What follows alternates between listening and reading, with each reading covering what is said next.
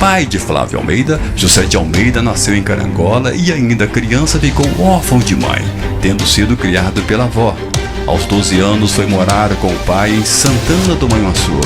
Com o objetivo de dar continuidade aos estudos do filho, seu pai mudou-se para Manhuaçu e José de Almeida Silva passou a frequentar o ginásio Manhuaçu do saudoso professor Juventino Nunes, onde concluiu o curso de guarda-livros, atual contabilidade. 22 de junho de 1942, uma carta do Ministério da Guerra interrompeu os sonhos do jovem José de Almeida Silva. Dizia a carta: você foi convocado pelo Exército para integrar a Força Expedicionária Brasileira junto ao 5º Exército Americano para servir na Itália defendendo o Brasil e a democracia contra a ameaça nazista. A partir daí, aos 23 anos de idade, José de Almeida Silva teve que dar adeus à carreira profissional, adeus ao sonho de estudar teatro e ser ator, adeus à namoradinha da escola, adeus à família e aos amigos, adeus a Manhuaçu. Depois veio a longa viagem de terra, a apresentação na Vila Militar, um treinamento duro e ostensivo, o embarque do navio americano, a travessia angustiante do oceano e as incertezas da guerra ao teatro de guerra. Depois os Montes Alpeninos, o relevo acidentado e íngreme, o inverno congelante e rigoroso. Depois, os combates ferozes, os bombardeios sem fim, os corpos sem vida espalhados no chão, as batalhas nas quais os bracinhos brilharam: Montese, Castelo Novo, Belvedere, Torrácia, Colécio, Fornovo e finalmente Monte Castelo.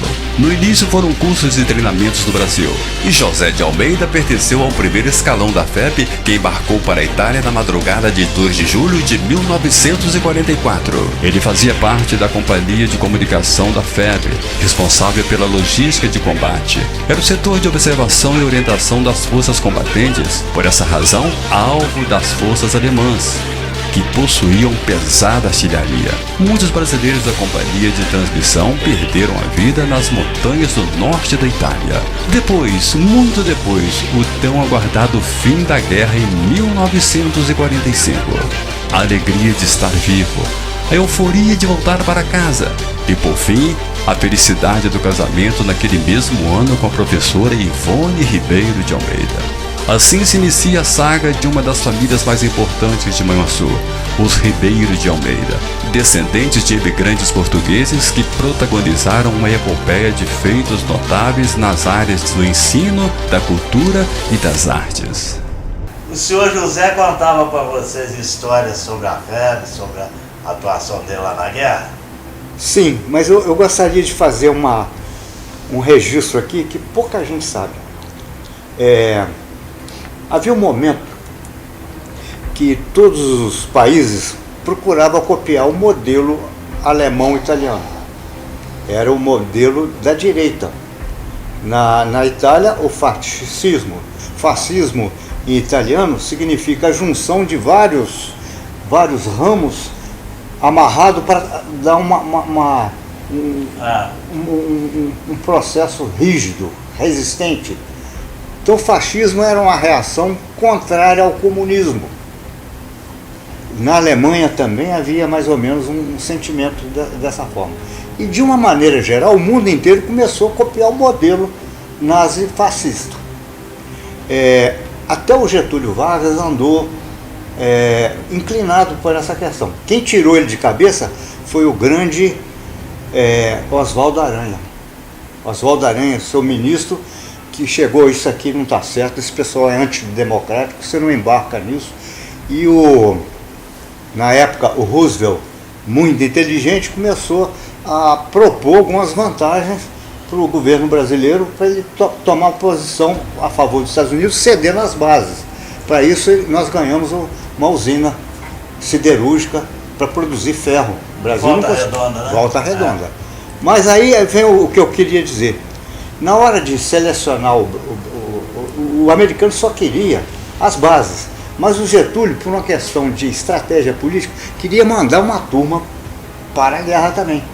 A ditadura de Getúlio estava balanceando, já tinha pessoas dentro do exército insatisfeitas com aquele prolongado período de ditadura. O Getúlio falou, não, nós vamos mandar os brasileiros. E na hora de convocar, convocou só pobre. Só foi para a guerra alistado meninos pobres. Meu pai trabalhava como contador na firma Fialho Irmãos. Quando ele chegou em casa, o pai dele falou assim, tem uma carta aqui com um símbolo aqui do Ministério da Guerra. E ele foi olhar, era a convocação para ele ir para a guerra. Ele ficou meio chateado, ele poderia inclusive alegar que ele era arrimo de família, o pai muito pobre. Meu pai ficou órfão com 2 anos de idade e teve uma vida muito difícil. Quem sustentava a família praticamente era a avó dele, que era serviçal no hospital de Carangola. Ganhava pouco, naquele tempo não existia salário mínimo. Ela mal conseguia recursos para ela se alimentar, alimentava ela meu pai. Então meu pai era um moço pobre. E junto com ele, quase todos que foram convocados foram nessa base. Eles não tinham noção. Queria falar o seguinte, se morrer, morreu um que não tinha muito nada a perder. E para eles a guerra foi uma farra. E o critério de seleção era sorteio? Como é que é? Olha, eu não sei não, mas não deve ter sido sorteio não, porque 90% foram soldados convocados da classe mais humilde possível. Foram gente do Nordeste. Esses do Nordeste, então, para mostrar a valentia, se deixasse, eles puxavam o facão e subia lá para matar alemão. Uma coisa de cangaceiro. Os do Norte eram aqueles que estavam acostumados a andar de cavalo, a pular em cima do inimigo. É lógico que eles tiveram um treinamento.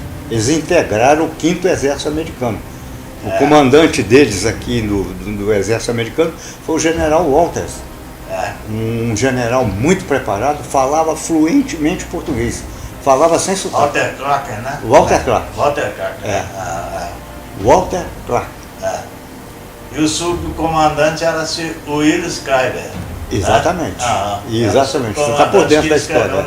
E o nosso comandante aqui no Brasil era o futuro presidente do Brasil, o general Mascarenhas de Moraes, junto com o Castelo Branco. Da Costa. Zenóbio da Costa. E o Castelo Branco. E o Castelo Branco. E o Castelo Branco. Os 3, E o interessante é o seguinte, o seu pai, ele chegou a ir para o front, para o combate mesmo? O meu pai pertencia à companhia de transmissão. Ela não fazia o front. Ele era da companhia de transmissão. O que era a companhia de transmissão? É uma companhia que mostrava, esse tiro aqui pegou errado.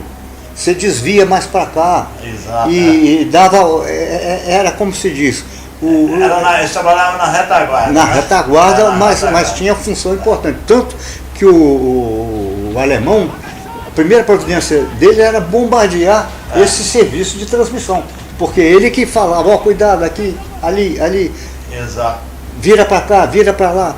Então era um serviço muito visado pela artilharia alemã, que era a mais avançada da guerra. O brasileiro logo apelidou, quem estava lá no front era saco A, né? E quem cara era saco B. Você sabe dessa história? O meu pai contou. Eles recebiam, ele contou essa, né? Contou. Eles recebiam 2 sacos, o A e o B. Um para quem ia para o front, né? E outro para quem ficava na retaguarda. Sebastião, né? para a gente entender bem o esquema do Exército Americano, que era o que o brasileiro integrou, nós integramos o 5º Exército Americano. Assiste aquele filme O Resgate do Soldado Ryan. Tem uma equipe de apoio e tem uma equipe de atiradores. Os atiradores são os snipers, são os grandes atiradores, são caras que não erram tiro. Para tirar mesmo. Naquele filme mostra exatamente quem são os atiradores. Como que foi, que a guerra é uma coisa muito bem organizada. E quem leva a bala para o atirador. Quem leva a bala, acho que leva mais bala, tiro do inimigo. Quer ver um exemplo de quem levava a bala para o atirador? O Zé Tito. O Zé Tito. Ele levava a bala. Levava munição para o atirador. E aqui o interessante também é que os brasileiros chegavam lá e apelidavam tudo, né? Sim. Aí o soldado alemão não fala soldado, fala Tedesco, né? Tedesco. A produção preparou aqui para nós. Sim. Os batedores que iam à frente, né? Que eram os partisanos, né? Sim. Eles chamavam de partisanos. E o cigarro Yolanda, que eles fumavam, sim, era a Lola Malvada, a Bad Brand, né? O cigarro Yolanda foi o cigarro mais famoso do Brasil. O Lamartine até colocando um protótipo, uma figura de uma pessoa, bebe, joga, fuma Yolanda e toca trombone na banda. Era uma música de carnaval. Que era ruim o cigarro, né? A Souza Cruz fazia o cigarro para abastecer os pracinhas. Mas lá na Itália eles fumavam cigarro americano, viu? Lá eles fumavam cigarro americano. Né? Exato. Mas dizem que os americanos só colocavam dentro da ração diária 3 cigarros e uma caixinha de fósforo, né? Você tinha que passar o dia inteiro fumante, veterano, né? Ele tinha que fumar um pouquinho e guardar a binga. 3. Quem me contou isso foi o Zé Tito. O Zé Tito me contou isso. O José Sicarino Sobrinho, o Dizinho Sicarino, ele conversava muito sobre a guerra, contava muita história da guerra. Tinha, não sei se você se lembra, uma barbearia aqui em Manhuaçu, do Leonan. Leonan Grazi, que ele era fã da Força Expedicionária Brasileira, então dentro da barbearia dele tinha revistas, naquela época tinha muitas revistas, eles publicavam revistas mensais. Ele ficava na Antônio Verlesso. Lá na Antônio Verlesso. Um pouquinho antes do E era onde frequentava o pessoal que tinha ido para a guerra, né?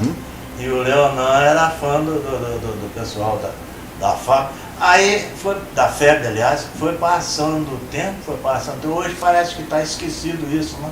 Eu tenho uma gravação aí, em VHS, de uma homenagem que os filhos dos expedicionários fizeram há uns 15, 20 anos atrás. O momento mais emocionante é quando todos eles cantam o hino ao expedicionário, que é uma letra do Guilherme de Almeida. Aliás, o meu filho chama Guilherme de Almeida por causa do meu pai. Por causa do seu pai. Ele era da família Almeida. Ele falou assim, olha, podia botar Guilherme de Almeida.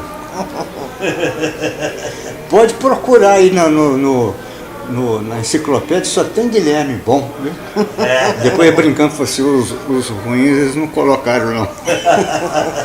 Mas Guilherme de Almeida é devido ao autor do hino do expedicionário.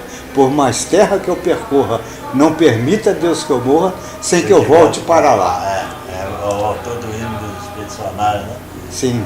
E contra a ração também, disse que era terrível, né? Os Estados Unidos forneciam uma caixa, né? Era enlatado. Tudo enlatado. E todo mundo, mas isso aqui está dentro da lata, eles não estavam acostumados com ela. E a sopa de legumes vinha dentro de um pacote tipo São Rizal, né? Botava água e... Aí tinha que pôr água e deixar aquela garorola. É tipo daquela alimentação dos astronautas. Desidratado, né?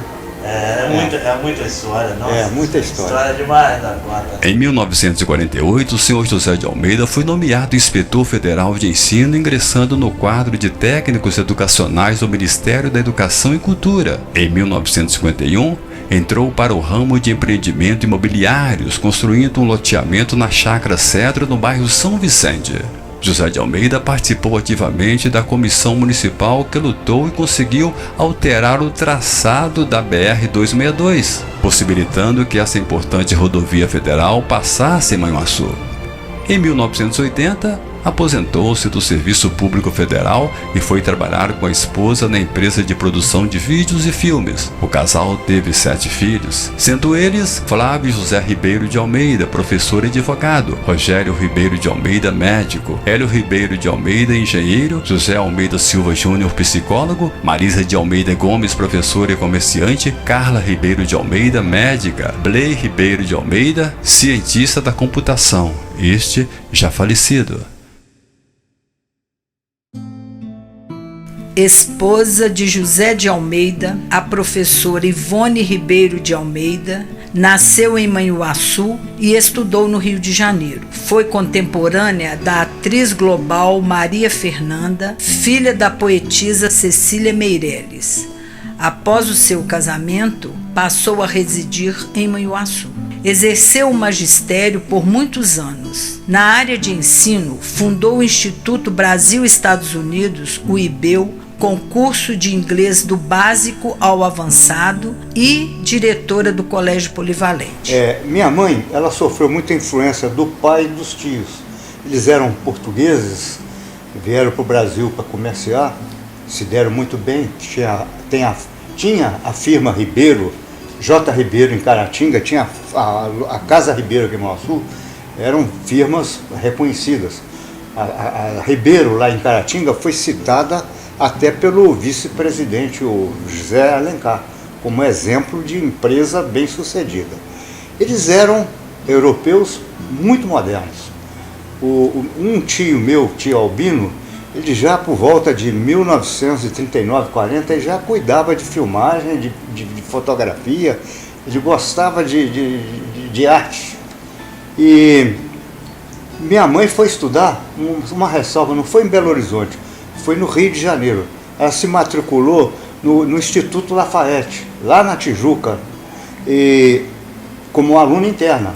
E foi colega de duas personalidades, que eram as filhas da escritora Cecília Meirelles.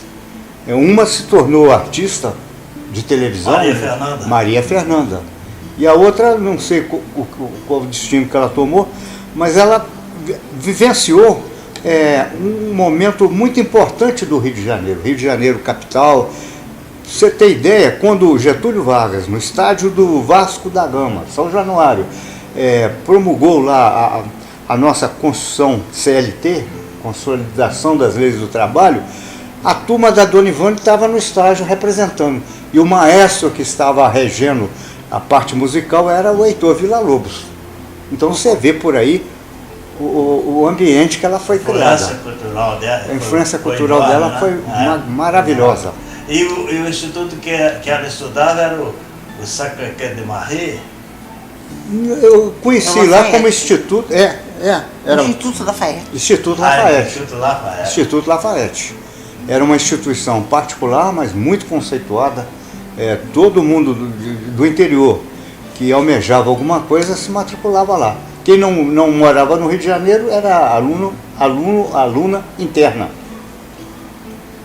E ela criou o primeiro curso de inglês em Mauaçu, que foi o IBEU, né?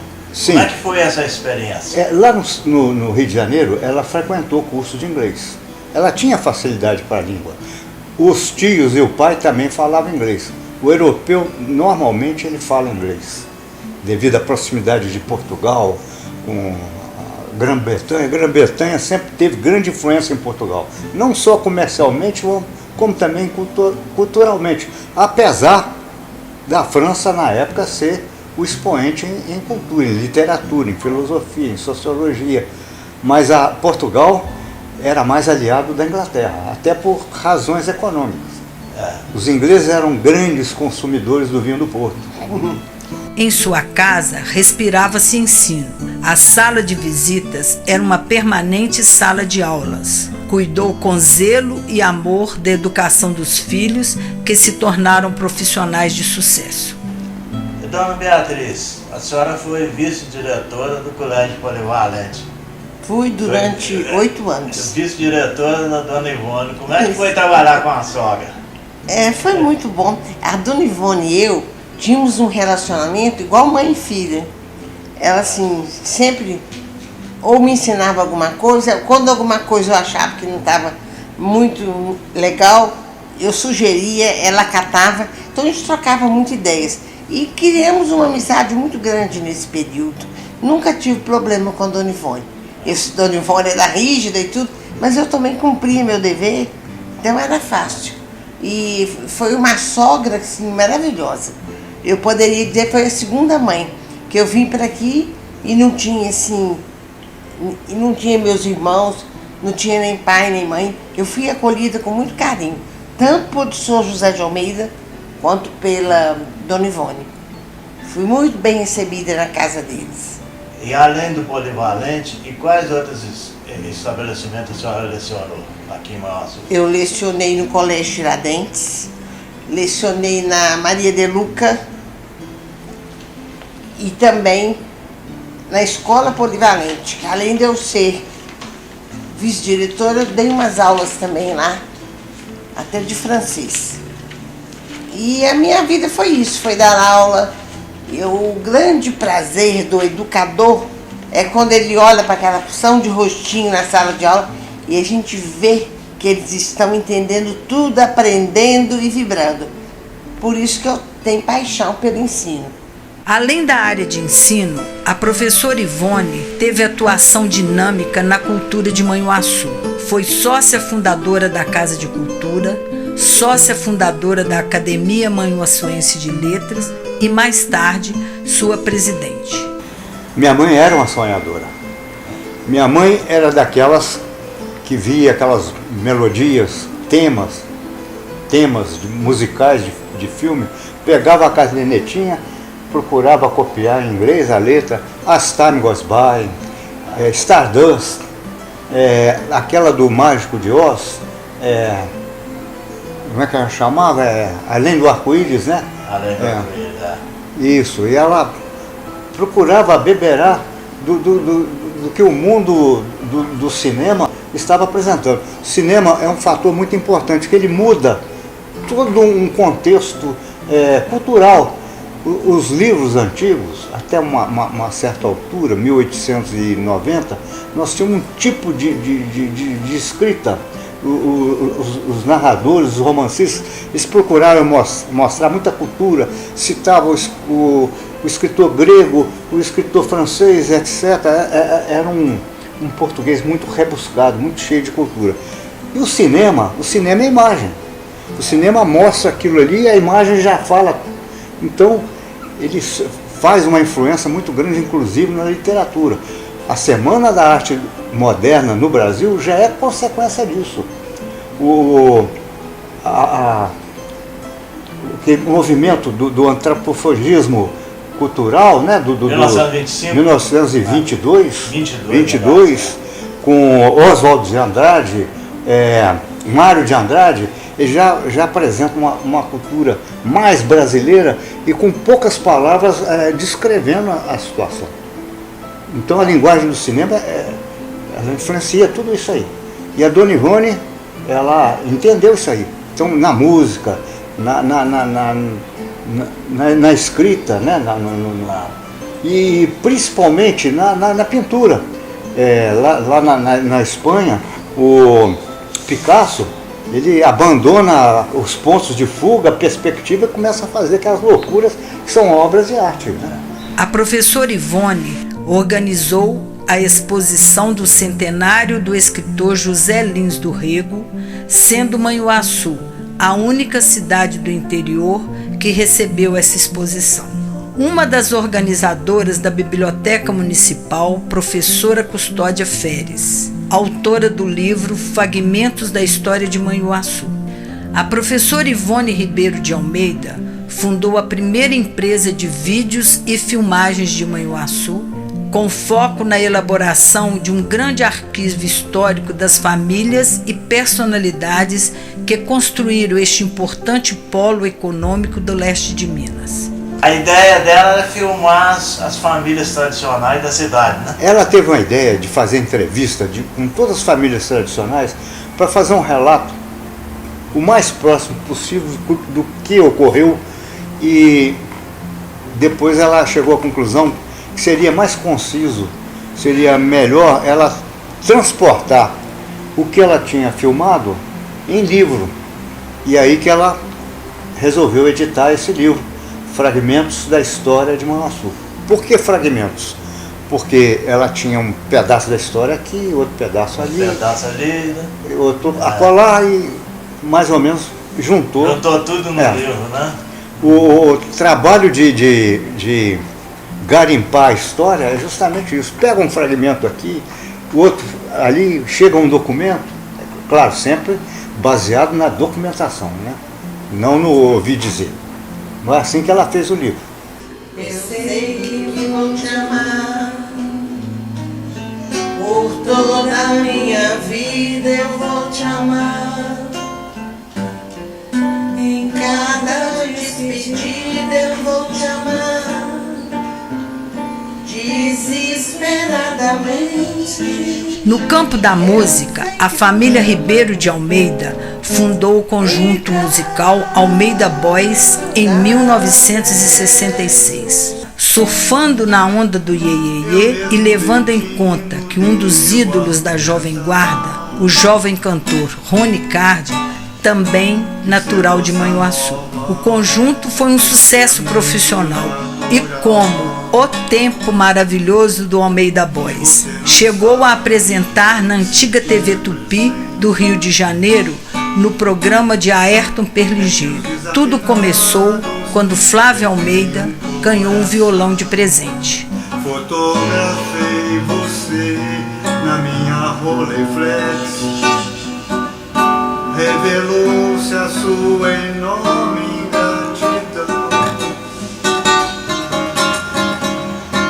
Só não poderá falar assim do meu amor. Apaixonado por música, quando era estudante no Colégio Evangélico de Alto Jequitibá, aprendeu a tocar violão com seu colega e amigo Lauro Machado. Música esqueceu o principal,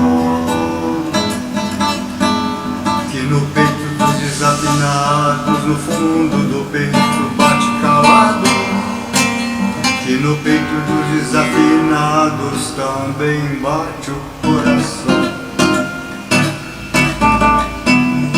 Olha, eu aprendi a tocar violão lá em Alto Jequitibá. Eu era seu colega lá. E com o Lauro? Com Lauro Machado. Lauro Lima, né? Lauro Machado. Ah, Lauro Machado. Lauro Machado. Lauro Machado. Por sinal, grande colega, viu? Foi deputado estadual. O Fórum da Justiça do Trabalho lá de Dourados tem o nome dele. Tem o nome dele, ele Tem o nome faleceu, dele. né? Faleceu prematuramente.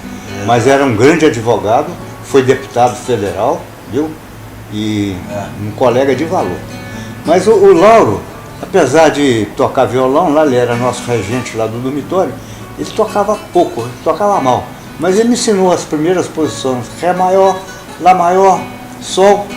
E ali eu achei interessante acompanhar uma musiquinha que ele me ensinou. Ele sabia algumas guaranas, que Dourados é fronteira com o Paraguai. Sofre muita influência da música paraguaia. E ali eu comecei. Meu grande professor foi aqui no Açu, o Natanael, todo mundo chamava de Preto, tinha uma voz linda, parecia o Milton Nascimento, e tocava bem violão. Foi o primeiro que mostrou uma posição de dissonância. E ali eu comecei a tocar, mas eu larguei o violão e fui para o Rio estudar.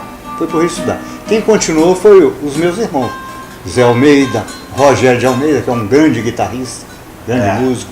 O Hélio foi para a bateria. Então o Almeida Boys no início não contava comigo, contava com o Hélio, com o Rogério. O José também é um grande saxofonista. O José é um músico completo. A alma do Almeida Boys era o José Almeida. Eu lembro de você fazendo, marcando compasso na carteira, lá na aula do professor Jago. Menino, para de bater na carteira aí. Jagos é um grande amigo, eu sou um grande admirador dele. Viu? Até meu quadro de matemática é dividido igual ele fazia. Lembra que ele dividia em vários? Certo. Exato. Ele vai dividir. Dizer tinha uma técnica toda especial. Você sabia que ele não enxergava de um olho? Não sabia. Não. O Jagos só enxergava do olho direito. Então, ele dividia o quadro em espaço de 1 metro de largura, justamente porque ele não tinha essa capacidade da visão ampla, lateral. Então ele dividia aquilo lá e ficava bonito o quadro dele. Tanto que eu adotei. Meu quadro era muito bonito, mas todo dividido. Um quadro de 4 metros eu dividi em 3 partes. Sabe? A inspiração de vocês para a banda foram os Beatles? Sim. Né? Principalmente o primeiro grupo, do Rogério, meu irmão. Mais ou menos em 1963, o Beatles estourou no mundo. Estourou no mundo. Veio a Beatlemanias e automaticamente influenciou todos os jovens. E estava entrando a todo vapor a guitarra elétrica. A guitarra elétrica assanhou e influenciou todos os jovens. Todos os jovens queriam tocar com guitarra elétrica. Certo. Mas vocês começaram assim já profissional ou começaram o primeiro baile, começamos fazendo festinha. Tocavam no aniversário ali Até que um dia, lá em Caratinga, um grupo de estudantes pediu ao meu tio, Manel Ribeiro, da firma J. Ribeiro, uma colaboração em dinheiro para contratar um conjunto. O meu tio, Manel, falou assim, eu faço melhor, eu vou dar o conjunto inteiro. Mas como você vai dar o conjunto? Não, eu tenho um sobrinho lá no Açul que tem um conjunto muito bom. Eles vêm tocar aqui. E o pessoal veio tomar conhecimento aqui. Como é que é o conjunto? Aí o pessoal falou assim, é um conjunto meio moderno, viu? Não toca aquele bolero que a gente gosta de dançar, nem samba canção, é mais iê, rock, toca samba também, mas é rock. A turma falou, mas é isso que nós queremos. E colocou na porta lá do clube municipal, chega de bolero, no ar, Almeida Boys. Lotou. Lotou. E os meninos saíram muito bem, viu? E vocês chegaram a gravar algum disco? Não chegamos. Não, né? Na época era muito complicado. Nem um single? Nada, Não, nada. Na época você entrava numa editora, você tinha a responsabilidade de 40 mil LPs. Se não vendesse, a responsabilidade é sua. E minha mãe queria que a gente seguisse carreira, como seguiu. O Rogério fez medicina, o Hélio fez engenharia. Ela não queria que a gente seguisse José vida. fez psicologia, né? Psicologia. Então ela falou assim, o doutor Wilson influenciou, o Ivone, doutor Wilson de Oliveira, que era inspetor federal de ensino, advogado. Tira seus meninos de que música é passageira. Se o camarada não tiver lá uma plataforma para dar a publicidade, para projetar, eles não vão vender nada. Vocês vão ficar com uma dívida imensa. Nós desanimamos na hora de pisar na gravadora.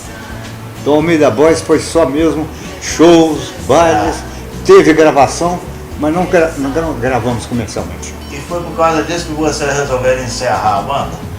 Não, a banda extinguiu. Primeiro o Rogério saiu para fazer medicina. Depois o Hélio saiu para fazer engenharia. Depois eu saí. E o Zé começou a desanimar. Meu pai, já alcançando lá os 60 anos, achou que era hora de parar com aquilo. Apesar da tristeza da gente em parar com aquilo, nós decidimos encerrar as atividades musicais.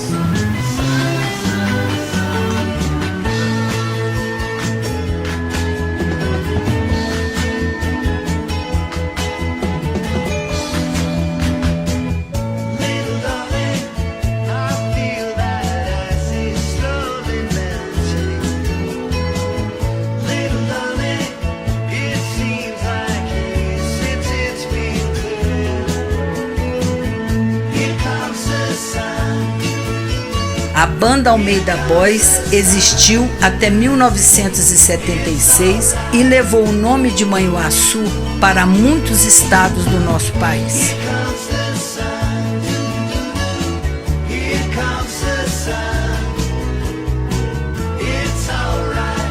O professor Flávio José Ribeiro de Almeida, um dos filhos, casou-se com a também professora Beatriz Ligeiro de Almeida, natural de Caratinga. Como a senhora conheceu o professor Flávio?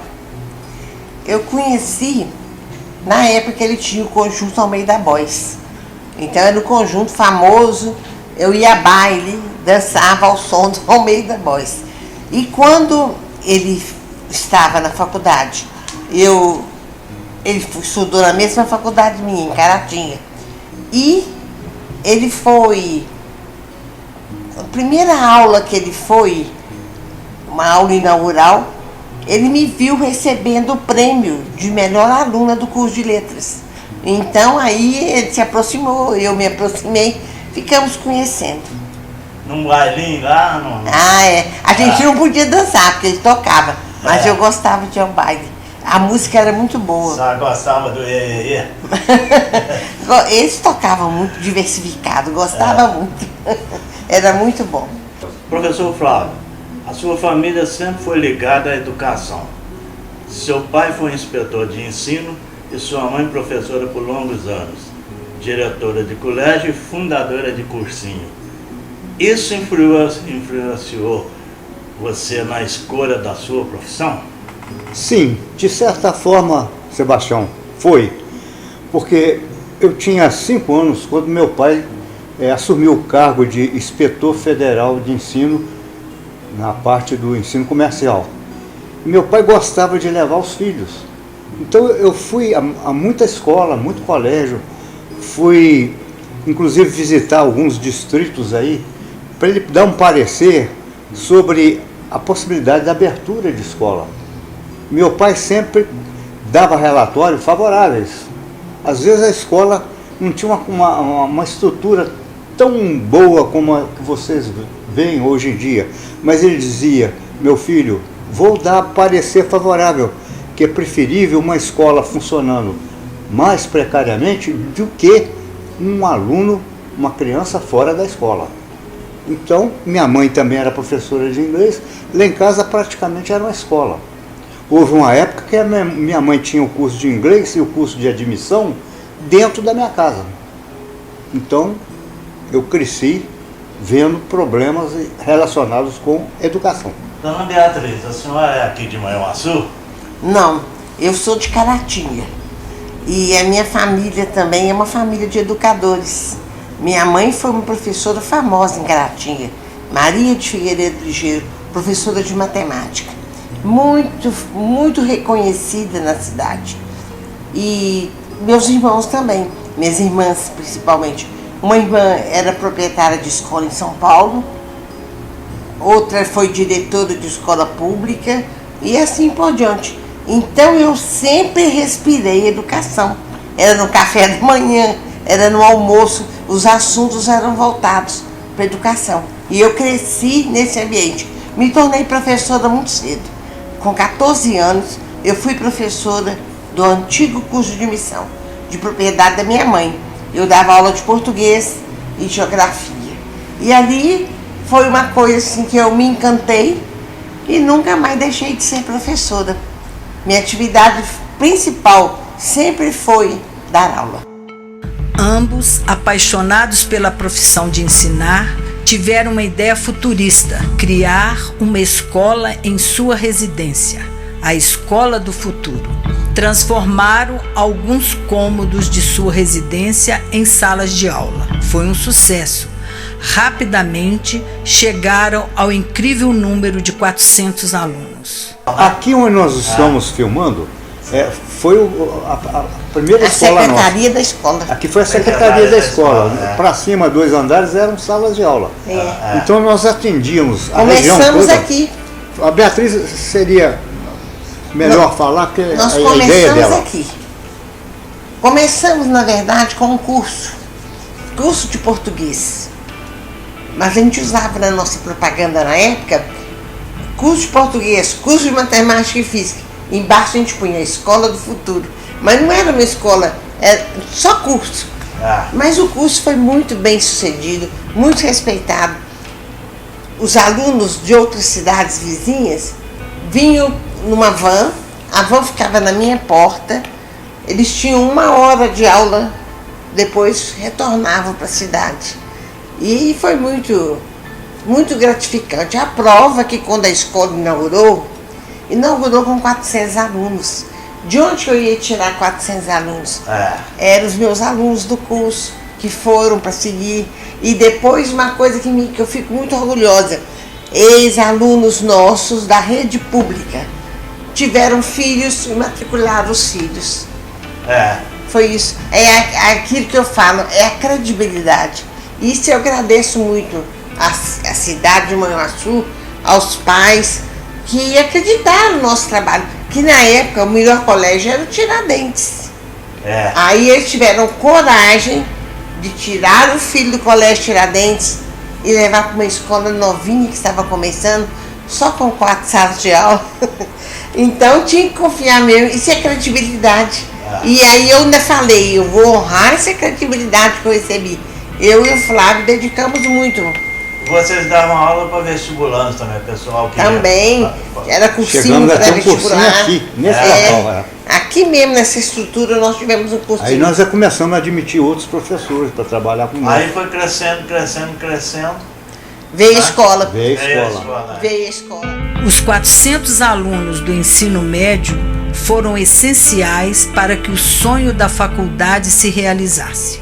O projeto de criação da Faculdade do Futuro nasceu também de um enorme anseio da sociedade manhuaçuense, aliado à experiência educacional de Flávio e Beatriz e, sobretudo, à necessidade regional de formação profissional de qualidade que naquela época não era contemplada com cursos superiores. Quando ela falou na faculdade, muita gente nos aconselhou, isso é um pulo muito alto, muito grande, é arriscado, vocês pensem bastante. Eu falei, Beatriz, eu já vi muito corajoso fracassar, mas eu nunca vi um medroso vencer. Exato. Falou a verdade. Aí, Beatriz, vamos enfiar a cara aí, seja lá o que Deus quiser, né? E deu certo a escola, deu certo a faculdade. A gente fica muito feliz com isso. E a cidade abraçou o nosso projeto. Eu me lembro quando a escola inaugurou, eu era só uma professora de rede pública, eu não tinha assim riqueza, dinheiro para colocar. O comércio patrocinava tudo que eu pedia. Era só pedir que vinha um patrocínio. Que as pessoas se conheceram, ela é uma professora. Nós temos muito a agradecer a Manhuaçu. Ela não tem onde foi tirar verdadeiramente recursos. Uma mãe para nós. Então o comércio me patrocinou muito, foi muito bom. Tudo que eu pedia saía. Eu fiquei muito feliz. Eu falo mesmo, eu sou de Caratinga, mas eu sou cidadã honorária. Eu tenho esse título. E eu me sinto filha de Manhuaçu. Pelos anos que eu moro aqui, já vai fazer 50 anos, a família do Flávio me acolheu muito bem. Eu sou muito feliz nessa cidade. E vocês eram sozinhos ou vocês tinham a ajuda de outros colegas? Nós éramos sozinhos. Sozinhos no projeto, né? Sozinhos. Mas na hora de entrar para a faculdade, aceitamos alguns sócios que queriam, professores também.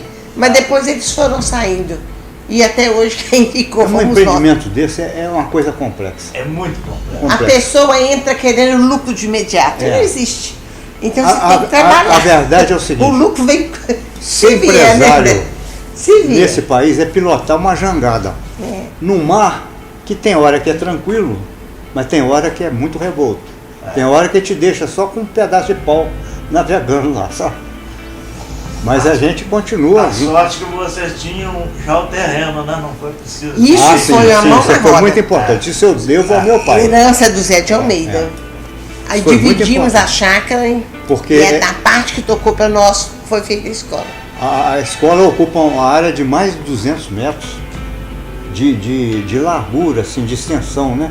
E onde nós teríamos um terreno desse, um lote desse, no centro de Manhuaçu, isso é graças ao Zé de Almeida, que comprou essa chácara. Aliás, quem vendeu insistiu muito com meu pai para comprar lá. Meu pai falou, não tem dinheiro. Não, você se vira, você tem um dinheiro que você trouxe da guerra, era um boato, mas e vende abacate, etc. E ele falou uma hora lá, chegou a escrever, eu nunca vi essa carta. Minha mãe conta que ele escreveu uma carta. Ali poderá servir futuramente até para uma escola. Olha só, eu gostaria de ver essa carta. Ele falou isso, né? Onde foi parar essa carta? Ele também era um entusiasta, José Martins Duarte, que era o dono, de lá. Agora, o Zé de Almeida era muito orgulhoso dos filhos. Eu tenho a impressão que ele teria um orgulho imenso. Com certeza. Colocamos a escola e depois a faculdade. Não chegou a ver, não? Não chegou a ver. Ele morreu em 97? Eu estou fazendo... Estou fazendo justiça. Ficou lindo demais, né? O prédio, o projeto do prédio, a arquitetura. O prédio é projeto do cunhado dela. É o arquiteto. Gleibson Marcos Pereira. Faleceu agora esse ano, infelizmente. Ele fez aquele projeto. É um projeto muito lindo. Bonito, é muito lindo. Muito lindo. Ele é autor também do Ouro Minas. Do Ouro Minas. De várias Viçosa. Viçosa também, Biblioteca de Viçosa é dele. Né? A minha casa aqui é projeto dele. É projeto dele. Aqui nós pedimos uma casa colonial. Já influenciamos, né? Quando nós começamos a construir a Escola do Futuro, no ano de 99, nós já pensávamos numa faculdade. Por isso que nós construímos dentro dos padrões de exigências do MEC. O tamanho de nossas salas de aula, todos os andares aqui com rampas de acesso para portadores de necessidades especiais. Então sempre nós pensamos numa faculdade. E por isso que é um sonho assim, meu e dele, sempre foi nosso projeto, oferecer também o ensino superior. Nós nos preocupamos em trazer cursos que garantissem o futuro desses profissionais. Então foi a primeira coisa, uma triagem nos cursos. Nós optamos por trazer cursos na área de saúde, especialmente aqueles que a gente viu que havia carência no mercado. Então o curso de enfermagem hoje é uma garantia de emprego, não só no Brasil, mas no exterior. Governos aí como dos Estados Unidos, da Inglaterra, estão convocando enfermeiros para imigrar, ter o cartão verde, né, o Blue Card, para trabalhar nesses países.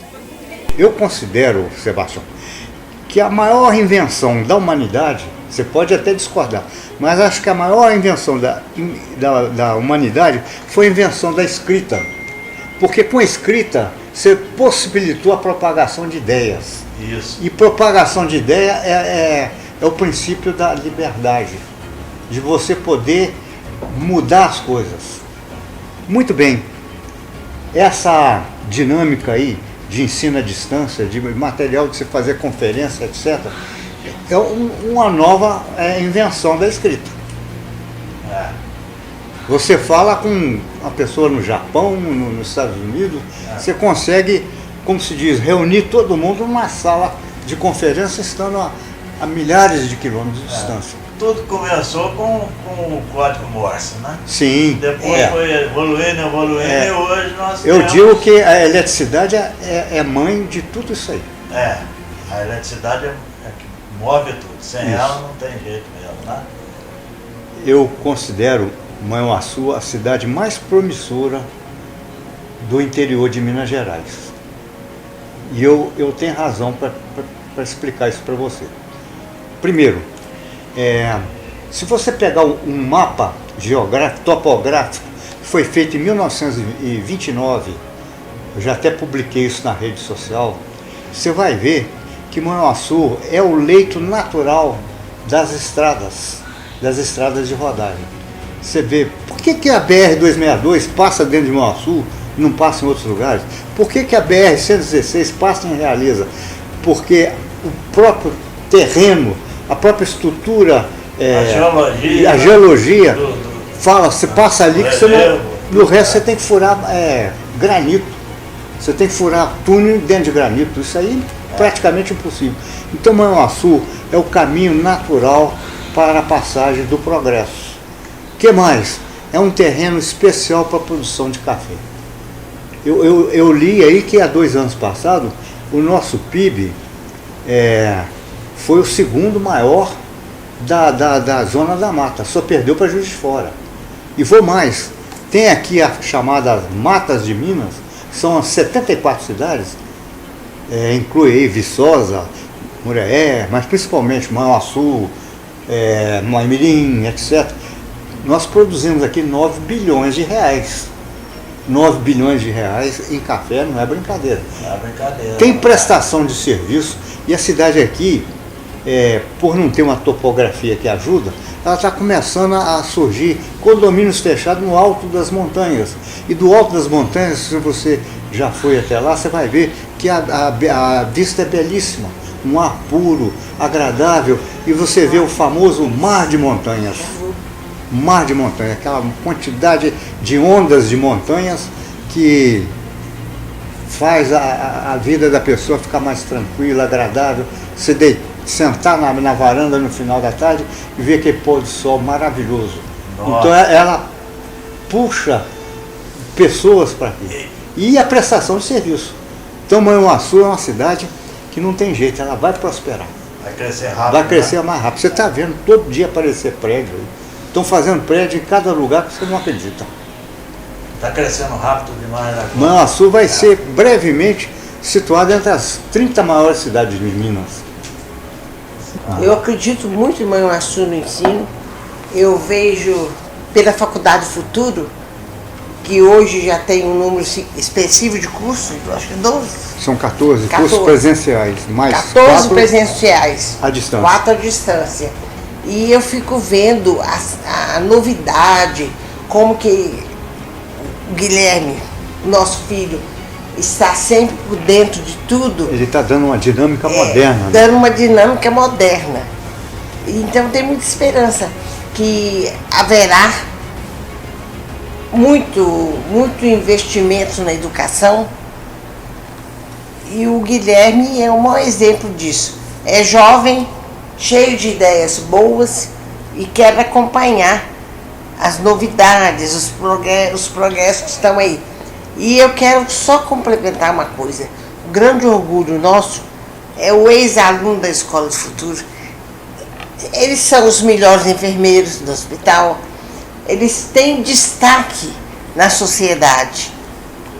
Hoje a gente tem médicos brilhantes, até nacionalmente, e que foram alunos da Escola do Futuro.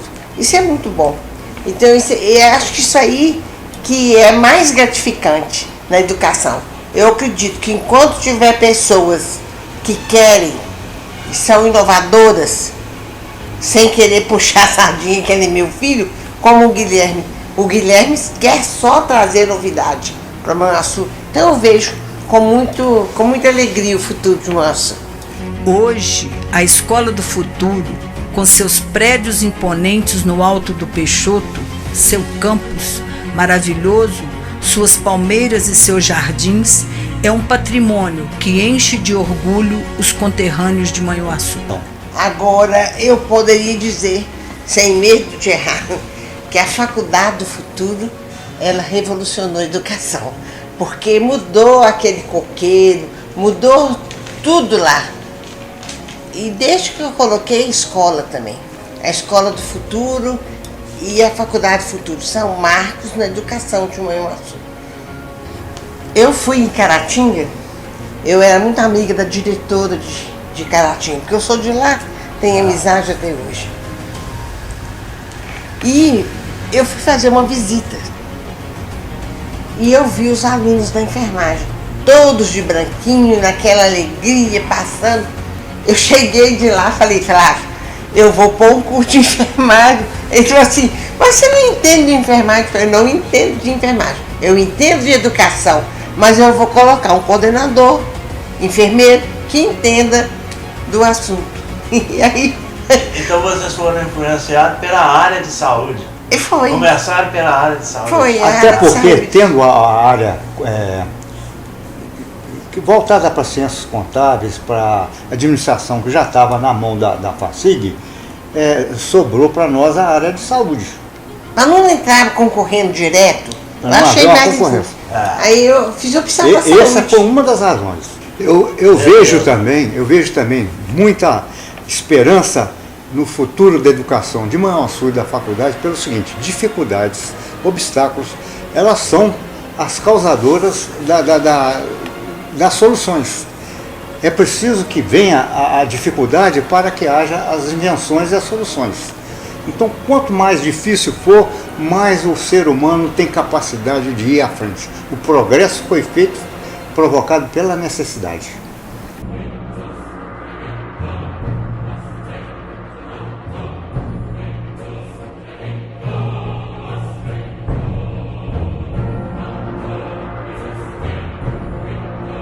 E assim termina o 4º episódio da nossa série. Hoje nós falamos com os professores Flávio Ribeiro de Almeida e Beatriz Ligeiro de Almeida, proprietários e fundadores da Faculdade do Futuro.